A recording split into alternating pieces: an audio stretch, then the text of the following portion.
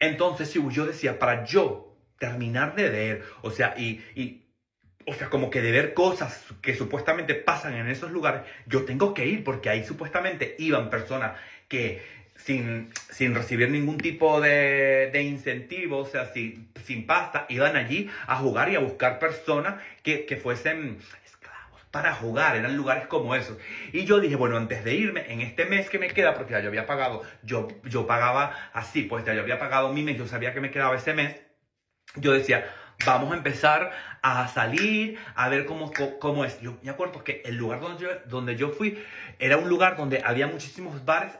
Era como que un lugar así totalmente recto. No me acuerdo cómo se llama, porque esa calle se llama Strasse, yo no sé qué, Strasse, yo no sé qué más, porque eso es en alemán. Una calle así, entonces tú caminabas y te venías y había como una esquina y el bar parecía muy normal. Y cuando entrabas, había dentro como que una pequeña plaza de toros, así. Y la gente se sentaba allí y todo lo demás era muy negro, muy oscuro. Habían como que muchos, no sé cómo se dice, es increíble, pero en español.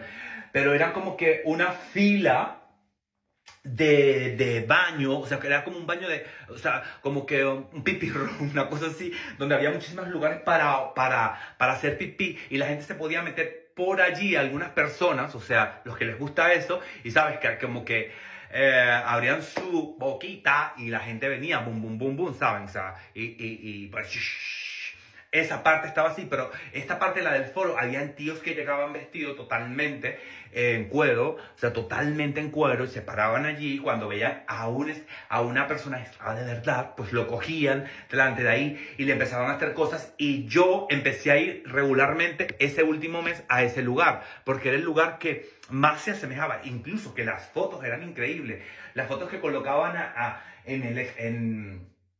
como que la decoración de ese lugar era increíble, las fotos. Y yo veía las fotos y yo más o menos decía, algo así, me gustaría verme así. O sea, cuando veía lo que me gustaba, yo, algo así sería lo mío. Y también veía a las personas allí que llegaban y cuando hacían cosas así, no, eso yo lo veo como que muy suave. Pero recuerden que cuando uno está trabajando, que cuando uno cuando uno tiene su carrito de perro caliente, la gran mayoría uno siempre le va a decir que sí. Porque yo les voy a decir esto a muchísimas personas que se lo dan, uy, no, yo, por favor, no, yo no recibo a alguien. No, mi amor, usted diga que sí. Porque después usted es quien tiene el control.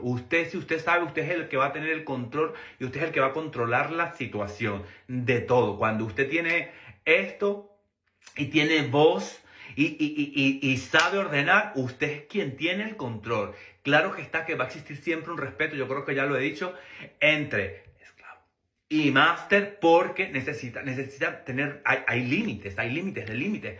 Hay cosas que sencillamente no les gustan o cosas que no han explorado y pues hay que ir avanzando poco a poco para saber si eso les agrada o si no les agrada. Entonces es un mundo un poquito complicado cuando uno empieza, porque hay personas que creen que solamente le colocaron algo ahí y empiezan a gritar y le meten algo raro y ya está. No, eso no va de eso. Así que bueno, continúo en el próximo video. Bueno, chicos, entonces en este mundo del BDSM yo empecé a avanzar bastante, sobre todo cuando iba a ese lugar y de verdad observaba cómo era la cosa, cómo veía que se paraban, cómo veían que llegaban, cómo les hablaban, aunque yo no entendía nada, porque yo no entendía ni alemán, ni inglés, ni nada, pero yo veía los gestos y veía las expresiones y veía cuando, por ejemplo, un máster real que llegaba y que llegaba un máster, que gente que no pide pasta por eso, sino que llegaba ahí porque le daba placer hacer eso y llegaban y cogían a alguien de verdad, así como su esclavo. Entonces, cómo le trataban y yo decía, así, para allá voy yo, eso es lo que yo quiero hacer.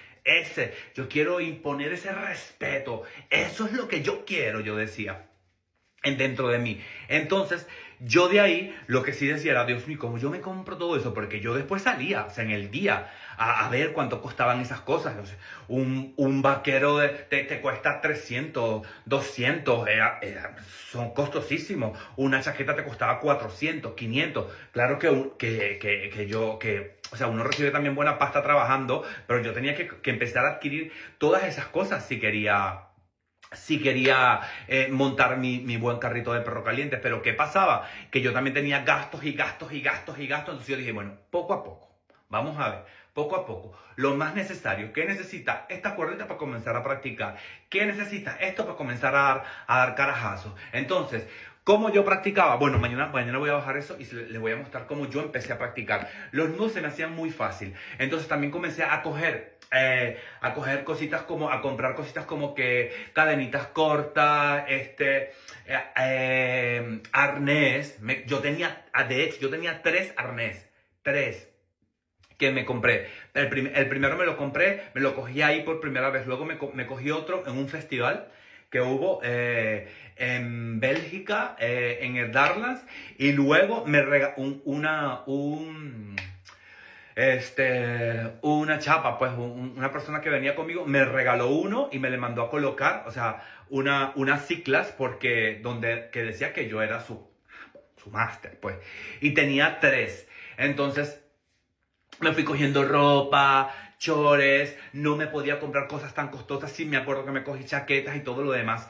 Pero tuve que ir a España porque justo había planificado, ¿se acuerdan? Había planificado el viaje de mi hermanita y tenía que ir a recibir a mi hermanita. Otra cosa también estaba que yo al llegar a mi hermanita tenía planificado ir por primera vez a Venezuela desde que yo había venido. O sea, fue súper rápido todo. O sea, no había pasado ni 2 años y ya yo iba a ir a Venezuela. O sea, iba a ir a Venezuela a ver a todos mis otros hermanos que estaban allí en Venezuela. Una de mis hermanas que estaba en Santo Domingo se regresó de Santo Domingo a Venezuela. Entonces yo quería verlas porque yo también me metí en un rollo y en un pedo. Aparte de que yo tenía dinero, pues yo conseguí otra cantidad bastante elevada para llevármela a Venezuela. Entonces, bueno, luego les voy a contar todo lo que viene a continuación, porque tienen que ir entendiendo todo el proceso de cómo me ocurrieron las cosas también por cabeza dura. Pero bueno, Chiwis continúa en el próximo video. Bueno, Chiwis, ¿qué continúa en este mundo del BDSM y del fetichismo? En este mundo en el que yo me empezaba a introducir muchísimo más. Estoy dejando Berlín.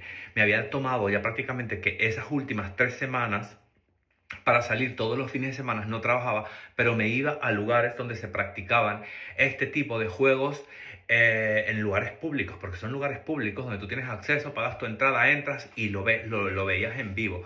Yo la verdad que en esos 3 fines de semana aprendí muchísimo. Muchísimo, muchísimo, muchísimo, muchísimo. De hecho, que yo, por ejemplo, iba un jueves y me quedaba el jueves como hasta las 4 de la madrugada, o sea, llegaba a las 10, 11 a esos lugares, me quedaba ahí, observaba, veía, intentaba también como que introducirme, pero recuérdense que yo no hablaba inglés para nada. Entonces en esos lugares con señas como que no funciona. Entonces prácticamente me sentaba como en esa especie de plaza de toros que había allá arriba y veía muchísimo. Y eso me dejó muchísimo, o sea, aprendí mucho, me dejó mucho en qué pensar y cómo podía empezar a desenvolverme. Total, que yo, como les dije, hice un estudio y empecé a comprarme cositas.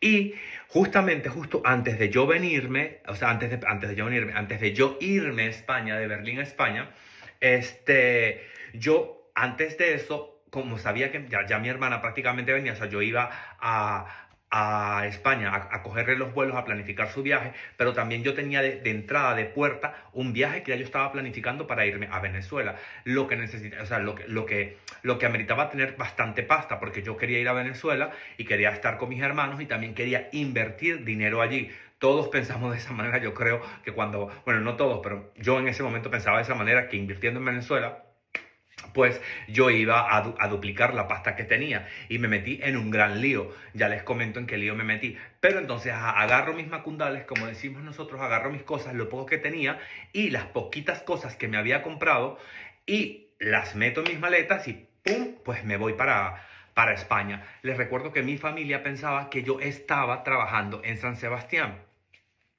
Entonces, ahí en España. Entonces yo llegaba, no, vengo de San Sebastián, ¿qué tal y qué eso? Llegué a España, mi familia normal, ellos no sabían. Como siempre les digo, mi mamá me preguntaba, hijo, pero ¿de dónde tú sacas tanta pasta? Porque siempre que vienes tienes tanta pasta. ¿Qué es lo que tú haces ahí? Yo, no, mami, yo trabajo con vinos allí, ¿sabes? Que aquí se vende mucho el vino. Mi mamá tampoco era, pero sí que le asombraba la cantidad de dinero que yo llevaba siempre, ¿sabes? Como que yo tenía siempre conmigo, además, y yo los llevaba de compras. Si mi cuchicuchi, cuando yo no estaba, por ejemplo, él pagaba facturas, yo a veces de una vez le costeaba todo, porque tampoco le podía decir, mira, sí, yo tengo para pagar todo, porque se iba a dar cuenta, coño, este tiene bastante, o sea, bastante pasta y me está pagando todo. Yo siempre le mentía a mi cuchicuchi. En ese aspecto, lo único que yo le mentía a mi cuchicuchi, yo le decía a él, como que, no, yo no trabajé mucho, hice lo necesario, pero era como que para tampoco, como que para que se diese cuenta, ¿saben? Continúo en el próximo video. Entonces, chicos, yo con todo eso metido en la mente, ya yo sabía que al volver a salir, o sea, que cuando yo regresase a Alemania, ya yo iba solo, o sea, ya yo no iba a ir a trabajar de segundero de nadie, ya yo iba a lanzarme solo. Otra cosa es que yo cometía un error, un gran error, cuando yo comenzaba, que yo llamaba a la chica, o sea, yo montaba fotos, hacía un perfil, a mí me dejaban comentarios, ¿verdad? Y eran buenos, y yo eliminaba ese perfil. Y luego, cuando yo regresaba, creaba otro perfil. Eso era un gran error, porque los comentarios que te dejan, las estrellas que te van dejando, eso cuenta en tu historial. Y yo, por ejemplo, yo pasé trabajando casi que muchísimo tiempo y yo siempre hacía eso. Yo viajaba un perfil nuevo y pum, borraba el perfil y después cuando regresaba montaba otro perfil, ¿sabes? Otro carrito de perro caliente. Y así yo siempre hacía eso. Pero entonces, ya con esto de que ya yo no quería ser segundero de nadie, quería lanzarme ya como máster, o sea, quería lanzarme ya como amo, o sea, yo lo tenía súper claro en la cabeza que era lo que yo iba a hacer, y pues eso fue prácticamente lo que hice, pero, planificó el viaje de mi hermana. Entonces le cojo los vuelos y mi hermana entraba por... Mi hermana llegaba, ella venía con mis dos sobrinos, venía desde Santo Domingo, Bruselas, Barcelona. ¿Y qué hago? Yo, emocionado, me cojo un vuelo para ir sin decirle a ella nada, para ir a esperarla a Bélgica, en Bruselas, en el aeropuerto, y de ahí abordar juntos. Cuando ya pasase migración, venirnos juntos. Bueno, hermana, yo le cogí los vuelos, le mandé dinero para las entradas, le hice las reservaciones de hoteles, todo eso totalmente pago, porque recuérdense que yo viví el trauma de que a mí, cuando viajé por primera vez a España, me devolvieron, no me dejaron cruzar la frontera, o sea, no entré a España y me devuelven 2 días después en un avión a Venezuela. Entonces yo quedé con ese trauma. Entonces cuando yo decidí atraer a alguien, yo no era tampoco existía para ese entonces esas cosas, esos viajes con fines migratorios ni nada de eso. Yo cogí y le compraba vuelos ida y vuelta totalmente pagos, yo les hacía las reservas de hoteles totalmente pagas, le hacía los seguros de viaje, todo totalmente pago, y de paso le enviaba suficiente dinero, que ahora es que me imagino van a pensar, o sea, van a decir, o sea, con razón mi hermano me enviaba dinero suficiente para que entraran, pues, o sea, por cada persona que venía yo le mandaba dinero. Entonces mi hermana llegaba a Bruselas y se iba a Barcelona. Yo había cuadrado, yo dije, bueno, mi hermana llega, lamentablemente no voy a poder compartir muchísimo con ella, me voy a coger un lugar para estar en Barcelona y como que formarme solo en esos días, practicar sobre todo bondage, muchísimas cositas así. Yo mismo solo me ponía ahí como que a imaginarme las cosas, me copiaba palabras en inglés que se utilizaban y las colocaba, las pegaba por todas las paredes y empezaba a practicar. Entonces yo me voy a Barcelona. Chicos, continúo en el próximo video.